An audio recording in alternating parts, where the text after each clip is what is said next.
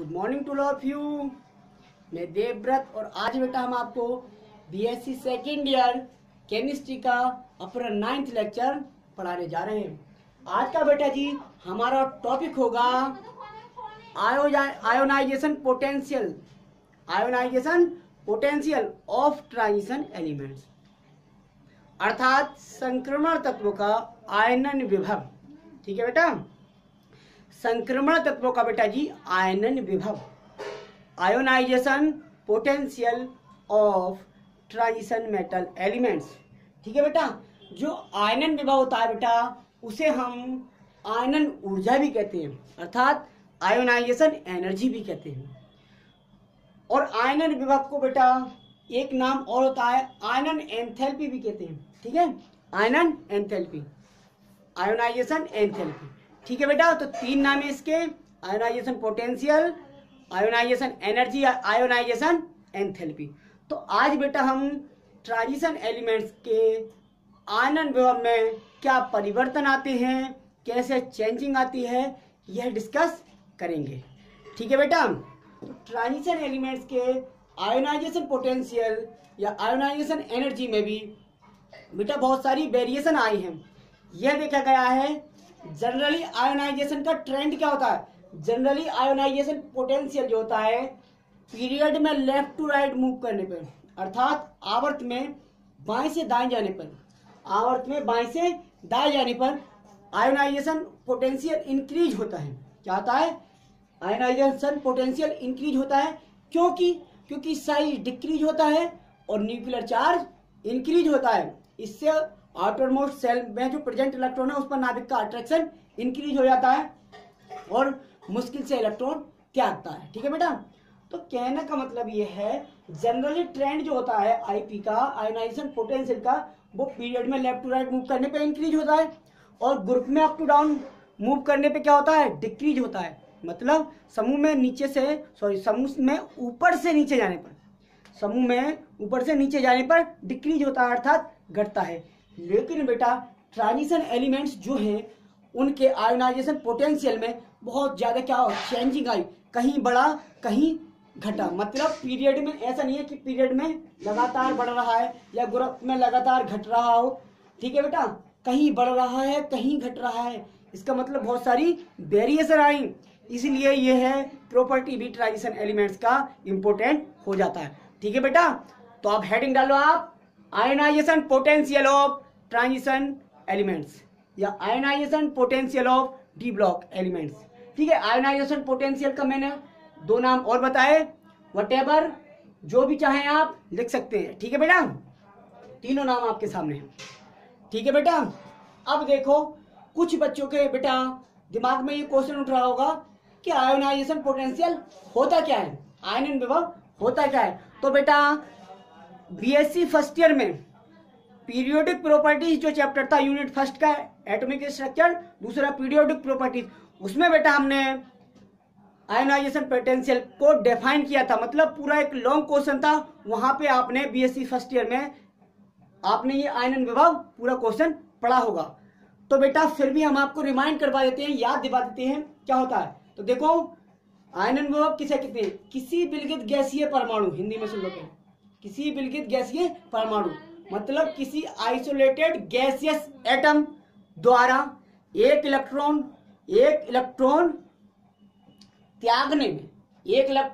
त्यागने में जितनी ऊर्जा की मात्रा की आवश्यकता होती है उसे उस परमाणु का आयनन विभव कहते हैं। क्या कहते हैं? आयनन विभव। मतलब लेट इट कंसीडर, ये देखें आप, ये कोई विलगित गैसीय परमाणु है, ये एक परमाणु है, एम बना दो, चलो एम है कोई परमाणु। ठीक है, ये कैसा है? आइसोलेटेड है बेटा। आइसोलेटेड का मतलब होता है विलगित गैसीय परमाणु, आइसोलेटेड गैसियस एटम है। अब इससे एक इलेक्ट्रॉन निकालने के लिए क्या करना पड़ेगा हमें? भाई किसी भी एटम से इलेक्ट्रॉन त्यागवाना चाहे, निकालना चाहे तो उसे एनर्जी देनी पड़ेगी, यानी कि रिक्वायर्ड एनर्जी होगी, ऊर्जा की मांग होगी। ठीक है बेटा, रिक्वायरमेंट होगी। तो यहाँ पे एक बिल्कुल कैसी परमाणु था, इससे इलेक्ट्रॉन निकलवा रहे हैं तो हमने कुछ एनर्जी दी, एनर्जी दी, एनर्जी दी, और इसने एक इलेक्ट्रॉन त्याग दिया और एक इलेक्ट्रॉन त्याग कर पॉजिटिव बन जाता है।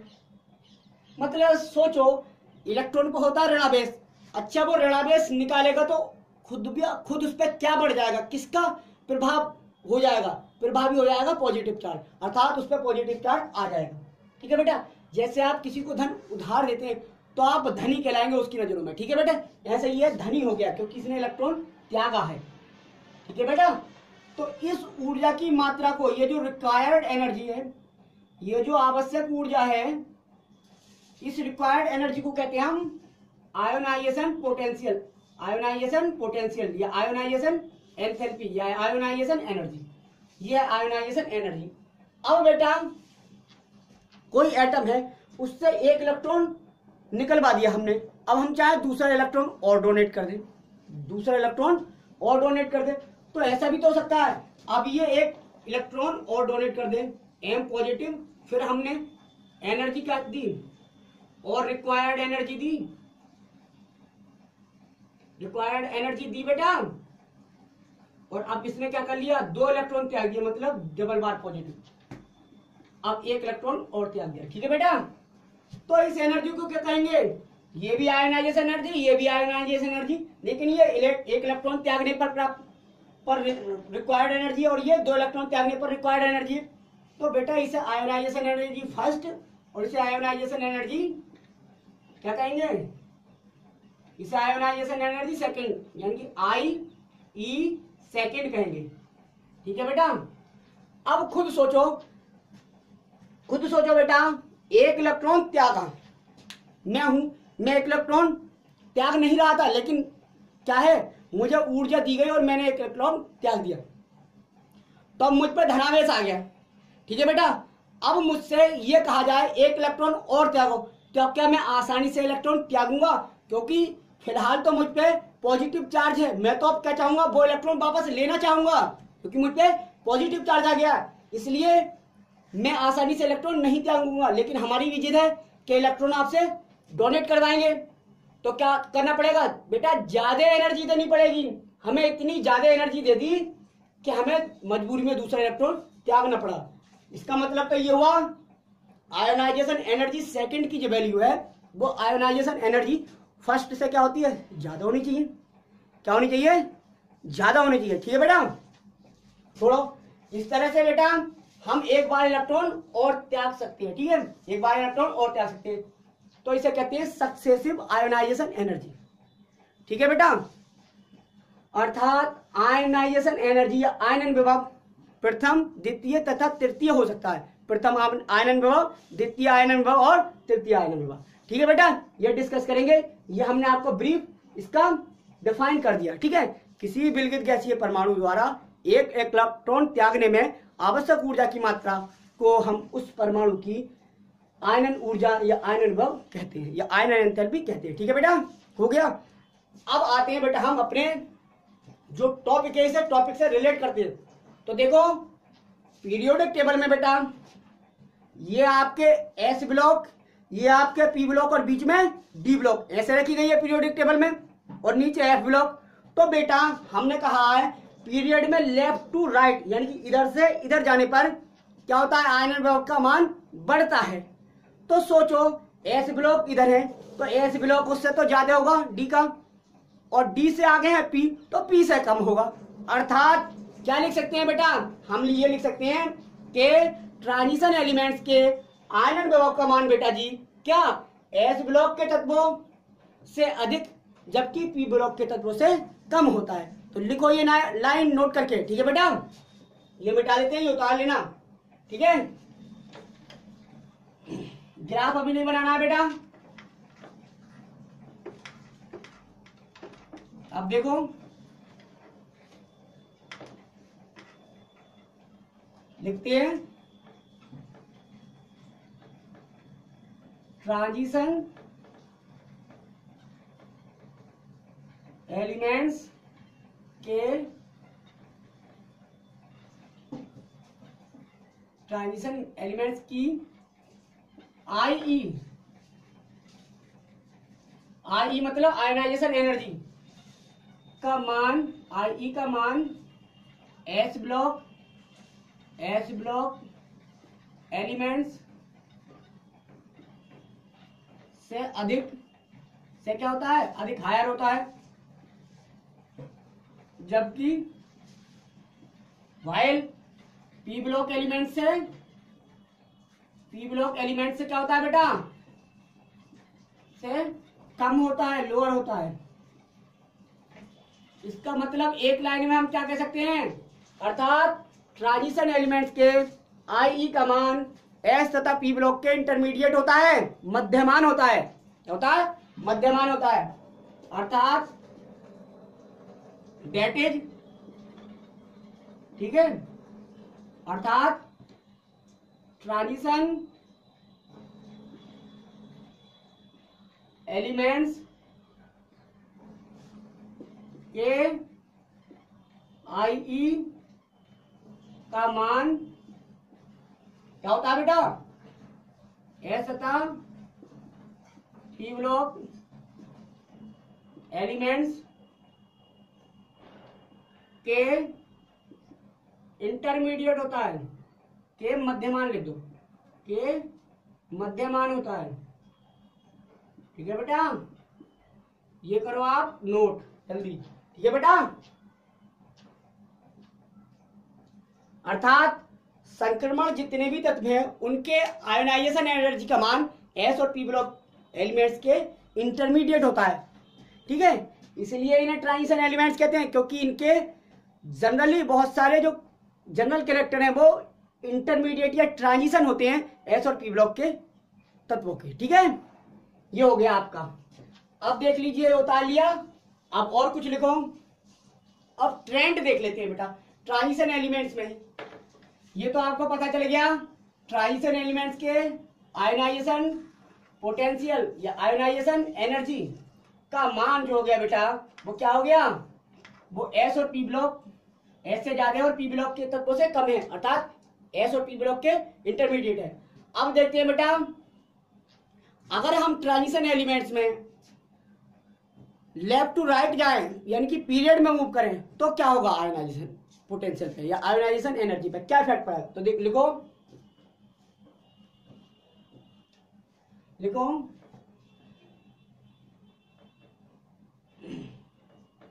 ट्रांजिशन एलिमेंट्स के Ie का मान या Ip का मान। ठीक है बेटा, आयोनाइजेशन एनर्जी का मान क्या होता है, श्रेणी में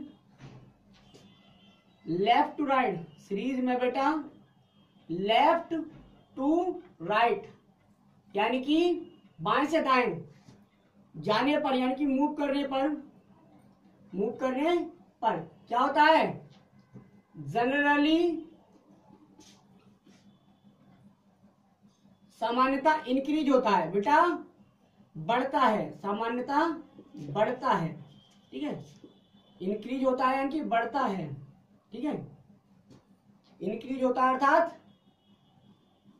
बढ़ता है, इंक्रीज होता है। ठीक है बेटा जी, जबकि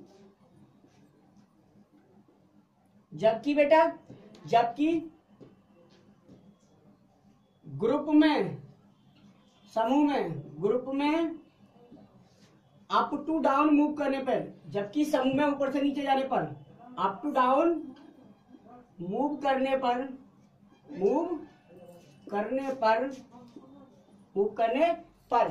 क्या होता है, आईपी का मान या आई का मान, जनरली बेटा, जनरली क्या होता है, डिक्रीज होता है, जनरली डिक्रीज होता है। लेकिन ये बात सदा सत्य नहीं है, यूनिवर्सल ट्रूथ नहीं है बेटा।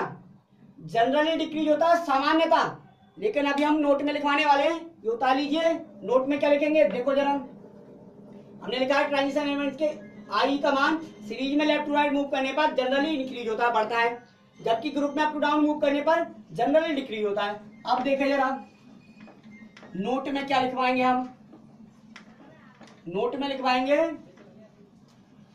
नोट में लिखो, यानी कि 3D सीरीज से 4D सीरीज तक, बेटा 3D सीरीज से 4D सीरीज तक IE का मान, IE का मान, अब 3D ये है, 4D ये है, यानी कि अप टू डाउन जा रहे हैं, यानी कि ग्रुप में बात चल रही है। ठीक है बेटा, तो देखो 3D सीरीज से 4D सीरीज तक IE का मान क्या होता है बेटा, क्या होता है, अभी बताया था, डिक्रीज होता है, घटता है, घटता है। लेकिन 4D से 4D सीरीज से मतलब 4D सीरीज से 5D सीरीज, 4D सीरीज से 5D सीरीज तक क्या होता है, इंक्रीज होता है। ये आ गई बेटा वेरिएशन, इंक्रीज होता है, बढ़ता है, मतलब बढ़ता है। ठीक है बेटा, बढ़ता है। अब देखें आप 3D से 4D तक, 3D से 4D तक बढ़ रहा है, सॉरी घट रहा है, 3D से 4D तक क्या हो रहा है, घट रहा है, सॉरी। ठीक है बेटा, 3D से 4D तक घट रहा है, ये 3D है तो ये 4D है, घट रहा है। लेकिन 4D से जैसे ही हम 5D में जाएंगे तो ये बढ़ रहा है बेटा, तो IE का मान बढ़ रहा है, इसका मतलब इसमें वेरिएशन आ गई, इसीलिए तो इस प्रॉपर्टी को हमने पढ़ा है। ठीक है बेटा, ये लिखा, तो इसलिए मैंने बताया था, ये सदा सत्य बात नहीं थी कि ग्रुप में आयनाइजेशन पोटेंशियल का मान सदैव क्या होगा, घटेगा ही। देखो बढ़ भी गया तो हम नोट में ले सकते हैं क्या, नोट में एक बात और लिख सकते हो, दूसरी बात, दूसरा नोट हो गया, दूसरा नोट क्या हुआ, 5D सीरीज, 5D सीरीज के एलिमेंट्स,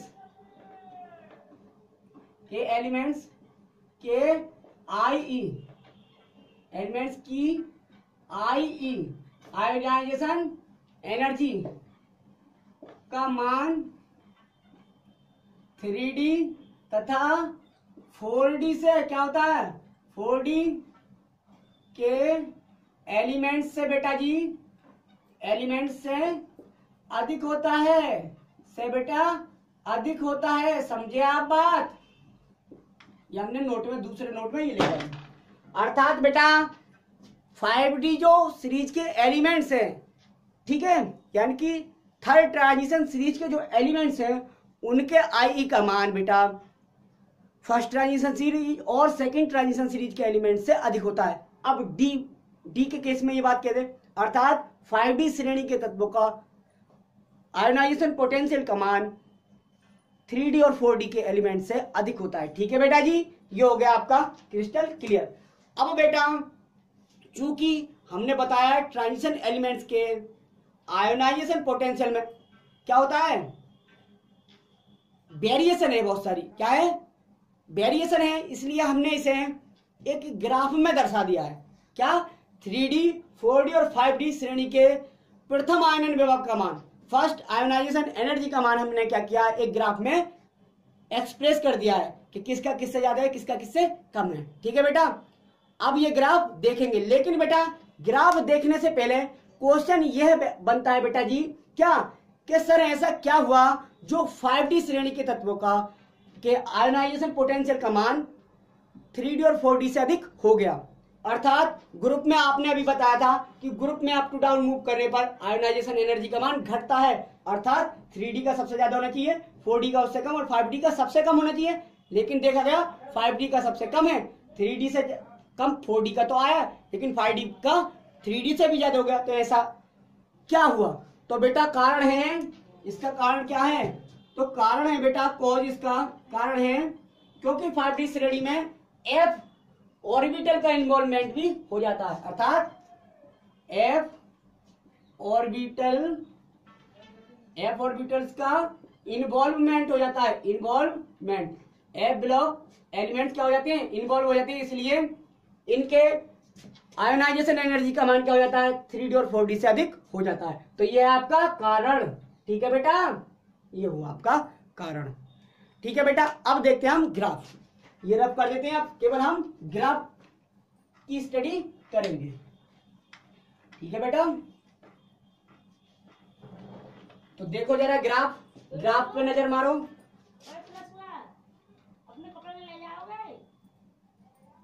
देखो बेटा, ये हमने 3D श्रेणी, ये 4D श्रेणी और ये 5D श्रेणी सबसे ऊपर रखा है। फर्स्ट आयोनाइजेशन एनर्जी, इधर से इधर जाने पर फर्स्ट आयोनाइजेशन एनर्जी बढ़ रही है, मतलब सबसे ऊपर कौन सी श्रेणी है? 5D, अर्थात 5D श्रेणी के आयोनाइजेशन पोटेंशियल का मान क्या हो रहा है? सबसे अधिक है, वो सबसे अधिक दिख रहा है। लेकिन बेटा क्या देखा हमने? देखो 3D का यहाँ तो घटा हुआ है, लेकिन यहाँ 4D से अधिक हो गया, इसलिए हमने लिखा 3D श्रेणी के तत्वों का आयोनाइजेशन पोटेंशियल का मान 4D से अधिक होता है। यहाँ अधिक हो गया क्योंकि 4D का ये आ रहा है, 3D का ये पहुंच रहा है। ठीक है बेटा, हाँ। अब देखो जरा, इसमें है फर्स्ट ट्रांजिशन सीरीज के element titanium, vanadium, chromium, manganese. Scandium से शुरू है तो टाइटेनियम से रखा है ग्राफ में, titanium, vanadium, chromium, manganese, iron, cobalt, nickel, copper. ठीक है बेटा, जिंक का बिल्कुल कॉपर के बराबर है। ठीक है, लगभग। ये आया दूसरी श्रेणी, जिर्कोनियम, नियोबियम, मोलिब्डेनम। फिर घटना स्टार्ट हो गया टेक्नीशियम, रूथेनियम, रोडियम का सबसे कम हुआ, फिर बढ़ गया एकदम, पैलाडियम पहुंचा, फिर सिल्वर और घट गया। कहने का मतलब बेटा बहुत सारी वेरिएशन है, इसलिए इसे कैसे याद रखेंगे? इसलिए इसे ग्राफ पे एक्सप्रेस कर दिया, व्यक्त कर दिया, दर्शा दिया गया है। ठीक है बेटा, लेकिन बेटा 5D श्रेणी देखो सबसे अलग है, यानी कि सबसे ज्यादा है उसके 4D श्रेणी के तत्वों के आयोनाइजेशन पोटेंशियल का मान सबसे अधिक है। ये हाफनियम, टेंटिनम, टंगस्टन, रेनियम, ओस्मियम और बढ़ गया, इरिडियम और बढ़ गया, प्लेटिनम और सबसे अधिक सोने का होता है, AU आरएम यानी कि गोल्ड का होता है सबसे ज्यादा। ठीक है बेटा, तो ये था आपका ग्राफ। ये लिखा रखा है संक्रमण तत्व, ये 3D वाले या 4D वाले या 5D वाले। इधर लिखा है प्रथम आयनन विभव या प्रथम आयनाइजेशन एनर्जी माने किलोजूल पर मोल में। ठीक है बेटा, क्योंकि ऊर्जा है। तो ये था आपका ग्राफ, इससे बढ़िया करके बना लेना बेटा, ड्रॉ कर लेना, ये है बहुत इंपॉर्टेंट ग्राफ। ठीक है बेटा, तो ये हो गई आपकी आयोनाइजेशन एनर्जी की एक्सप्लेनेशन। तो ये था आपका ionisation potential of transition elements. ठीक है बेटा, तो आज की वीडियो यहीं पे स्टॉप करते हैं। Thank you very much.